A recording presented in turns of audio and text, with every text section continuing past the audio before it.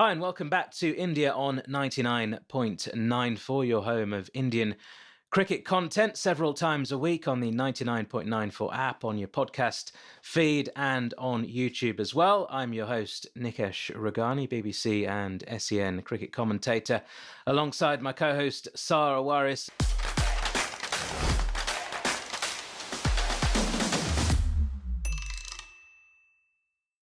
Sarah, today we discuss Harshal Patel.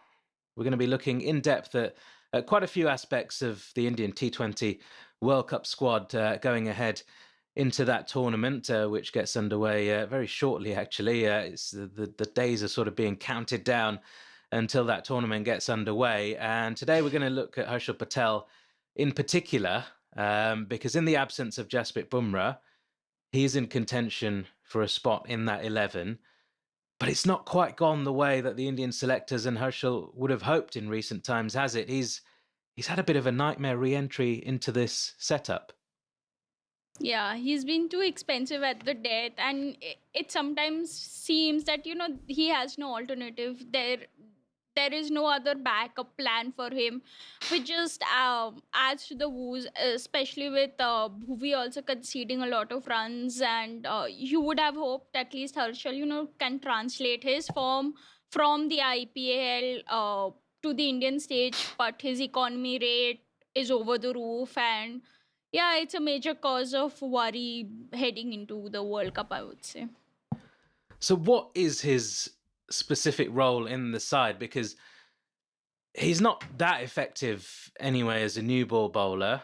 Yeah, he does bowl with the new ball, particularly in IPL, but his role really is at the death. It has been in the IPL, a couple of overs at the death usually, maybe one in the middle and one at the top. But he's not been that effective with the new ball. He's not really a swing bowler. Well, he hasn't been swinging it that much recently. And he's lost that sort of zip at the death as well. The dipping Yorker used to be a thing of his up until about a year or so ago. And that seems to have gone all over the place. He's attempting it, but quite often it turns into full tosses or half volleys. And he's just not quite able to get it right. What is his role in the side, given all that? Is does he have a defined role? Are they just winging it, the Indian selectors? Probably middle order enforcer and death bowler. That's why he's in the team, I would say. And especially now with Bumrah not there, it was always a toss up between Arshdeep and Harshal, and Arshdeep was always going to edge ahead if Bumrah was there. But now the pace bowling attack, I think the three specialists are going to be Bhuvi, Harshal, and Arshdeep. And out of them, only Arshdeep, he can bowl at the death decently. He's been expensive of late, but yeah, so that's a major worry for me heading into the World Cup. Yeah, I mean it's just a concern with what combination they go in with. I mean, look, with somebody like a Herschel, he's been around a few years, but he really sort of caught the eye of the average Indian cricket fan, you'd say. Maybe the non-hardcore IPL fan would have just sort of taken a shine to him when he took those 32 wickets in a season for RCB in 2021. And I mean, what a season that was.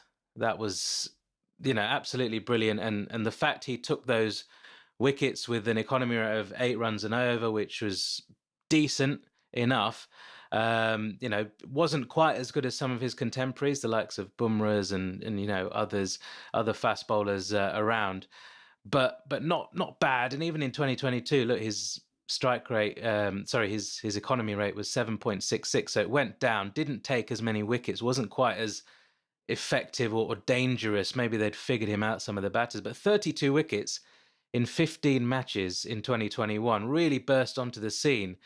And it kind of seems to have gone a little bit wrong since then, in terms of nobody from the Indian setup has really taken him to one side. This is the coaching staff, and sort of said, look, this is what we want you to work on. This is where we see your role within the team.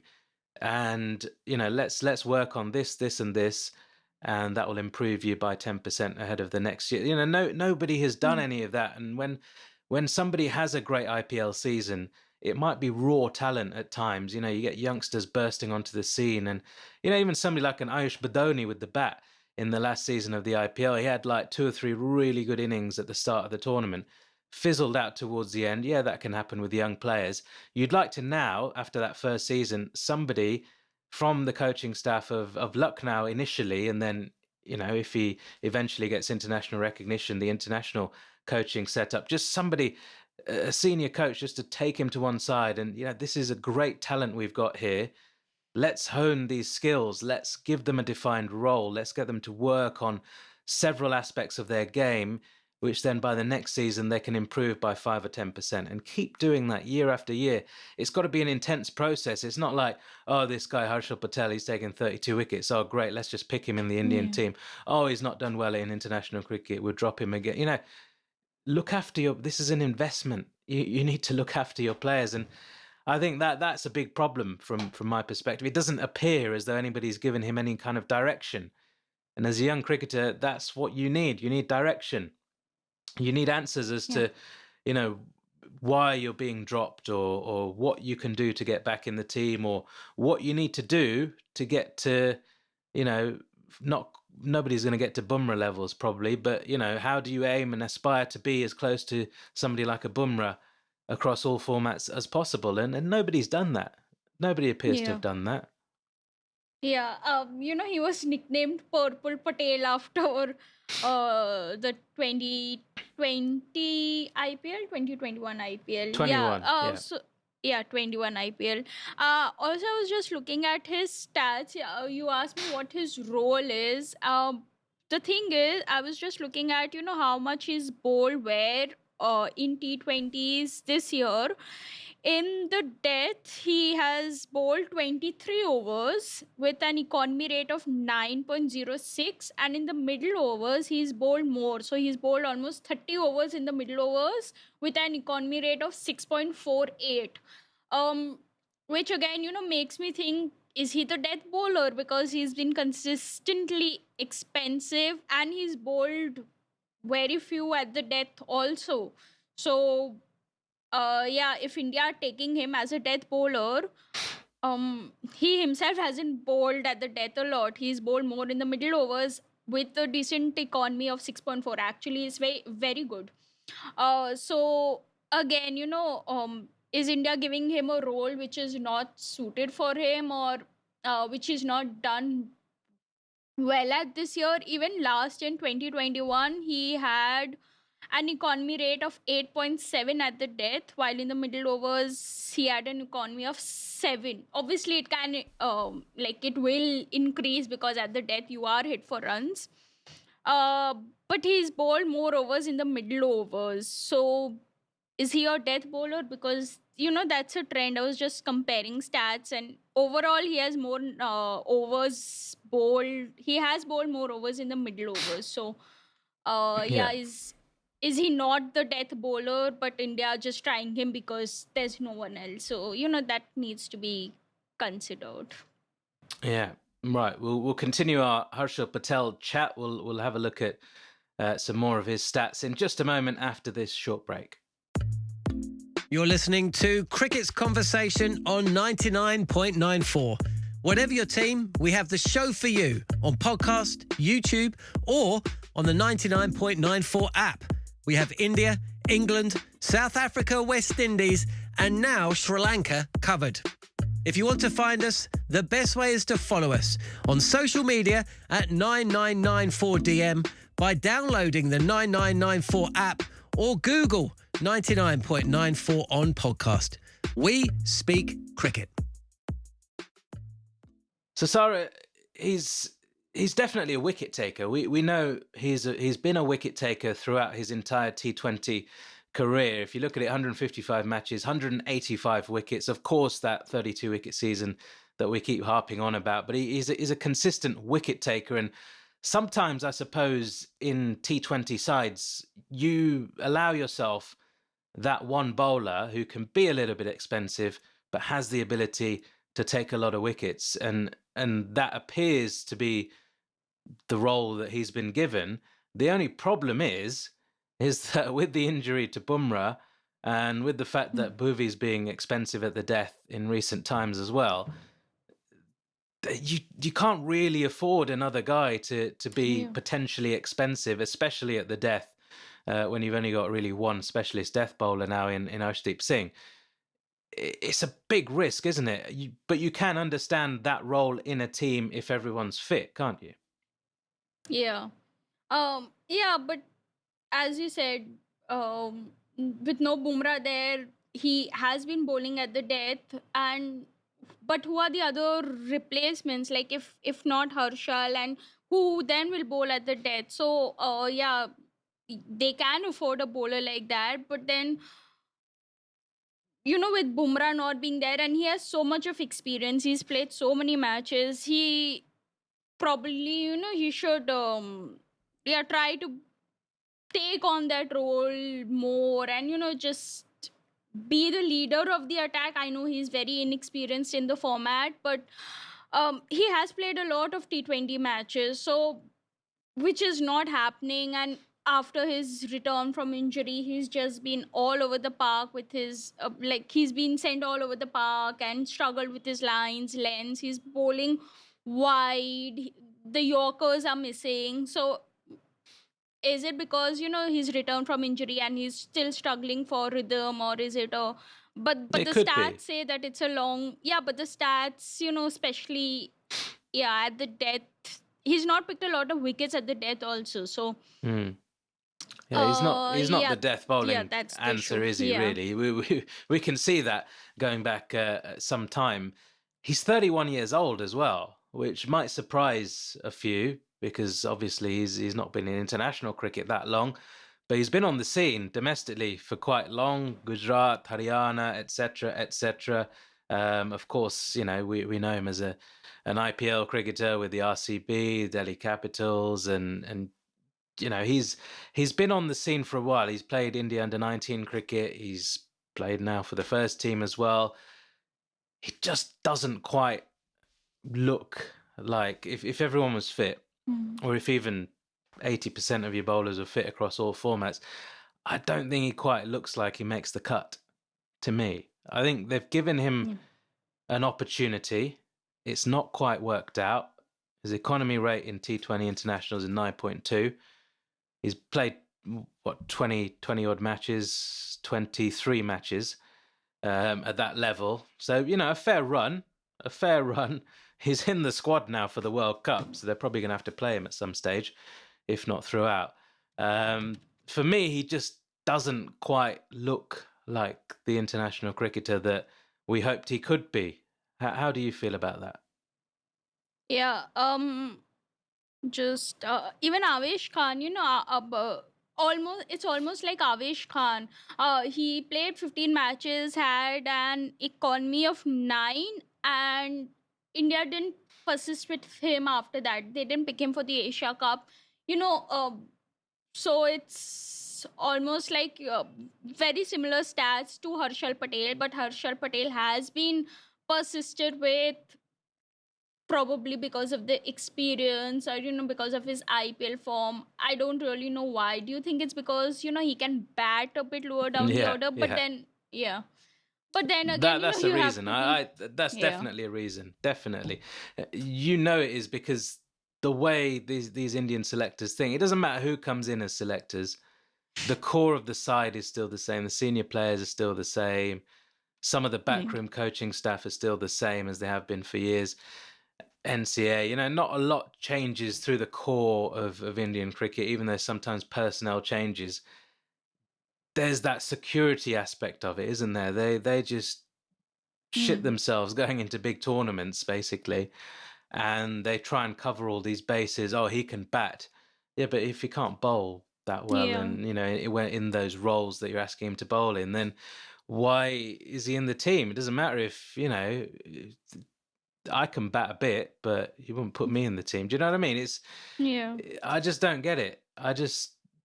It's almost like a throwback to some of the sides like England, for example, they used to do it in white ball cricket when they were rubbish in all white ball cricket before 2015. And, there's a lot of sides have done it. New Zealand weren't blessed with the best talent over so many years, so they used to have a lot of all-rounders, sort of bits and pieces cricketers, as we call them.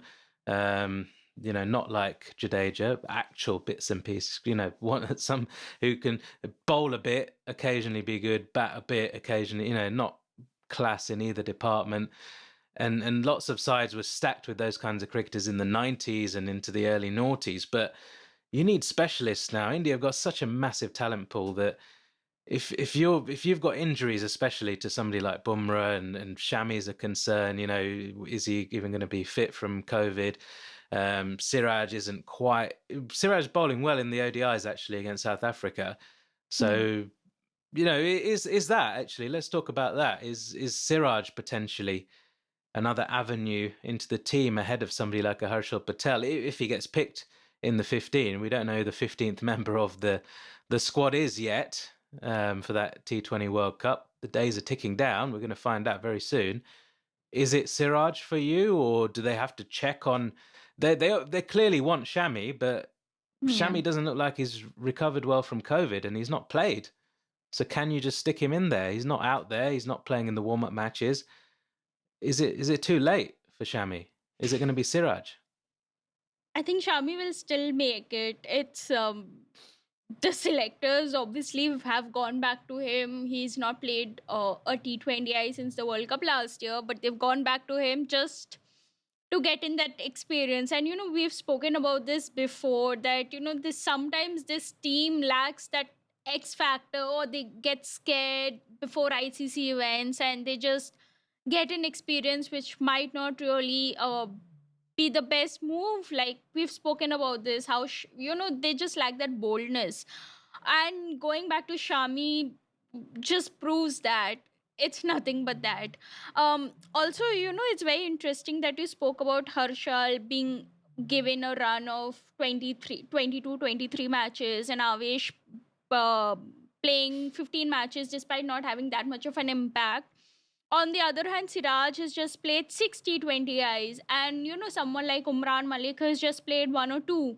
So, is it the case of consistently backing the wrong players, which leaves no option of looking at the other candidates? Obviously, I understand that you have to back someone before they can flourish on the international stage, but is it like, do they keep on backing the wrong players who might not really be fit for the job, or do they just see IPL performances and hope that it will translate to international cricket? Because it makes no sense, like Siraj playing 60 20Is. Oh, yeah. Yeah, obviously, it's kind of been proven that IPL performances, they just hope that does translate, and that has been the case with Avesh and certainly Harshal Patel as well. But then Umran Malik has been impressive in the IPL. Yeah, he's been expensive on occasions, which you always are going to be when you're bowling 95, 98 miles an hour, whatever it is. You will be expensive on occasion because he's young. It's difficult to control that pace all the time. And quite often the batters are just throwing their bat at it and it's flying off the edge for six and whatever it might be. You're going to have those days, but then you're also going to have your days where you take your brilliant forfers and stuff like that, which he has done as well. And he's not been given a run at international level, which I'm disappointed about. It's obviously too late. Even if he came in the last few months, it was probably too late for a run maybe to this World Cup. But they've certainly got to be looking at him for the future, because there's not many in world cricket, in world cricket history, who can bowl that quick. I mean, he's bowling at literally nearly 100 miles an hour consistently as well. He's now got a little bit more accuracy. I felt towards the end of that IPL season in particular, last season, he seemed to be, that relationship with him and Dale Steyn was working really well, and Steyn had done exactly what I said a senior coach should do to somebody like a Harshal Patel a couple of years back, is get them to one side, mentor them, tell them exactly what they need to do to get better, and be with them through every step of that journey. And Dale Steyn has done that with Umran Malik, and he's nowhere near the finished article yet. There's a lot of work still to do, but that work is in progress. And he's got a great mentor there. He'll hopefully have not just the one mentor, but, there'll be, when he comes into the international setup, you'd hope that the coaching staff would then sort of give him a set plan of how to get better and work through that with him as well. But yeah, it's disappointing not to see players like that being given a good run as well after success as well in the IPL. So yeah, backing the wrong players, but it's the Indian selectors, right? And we've seen it time and time again. So we'll wait and see what Harshal Patel's role is in the Also, side. another thing on the Dale Steyn Umran Malik incident, I was just watching so Dale Steyn is an expert on Star Sports for the South Africa series. So he was talking about Umran Malik, and he was talking about how they plan to set Shreyas Iyer up because obviously he struggles against the short pitch bowling and all. So how they just looked at all the videos and how they planned and set him up for that dismissal. So yeah, that was such a good bond, genuine bond. He spoke about celebrating when he got that wicket. He celebrated like he was more excited than Umran Malik himself. So yeah, it was very encouraging to see. And yeah, these are the kind of coaches you need for a lot of players in the Indian team also. And I just hope that it is being provided to them. I'm not really sure how that works, but yeah, I just hope that even people like Avesh Khan, obviously he was there. He bowled very well in the ODI series, didn't get a lot of wickets, but he was decent. So I just hope that there are more coaches and mentors to tell them what's going wrong and what to improve on going forward. Absolutely right. We're nearly out of time on this one, but just time for another short break, and we'll be back on the other side. If you love the language of cricket and want more, then head over to the 99.94 app, and you can hear all of our podcasts and cricket commentary.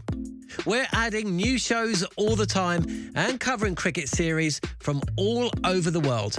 Be the first to hear all of our announcements by following us on social media at 9994DM. Welcome to Cricket's Conversation. So, Sarah, we've discussed Harshal Patel and possible other alternatives as well.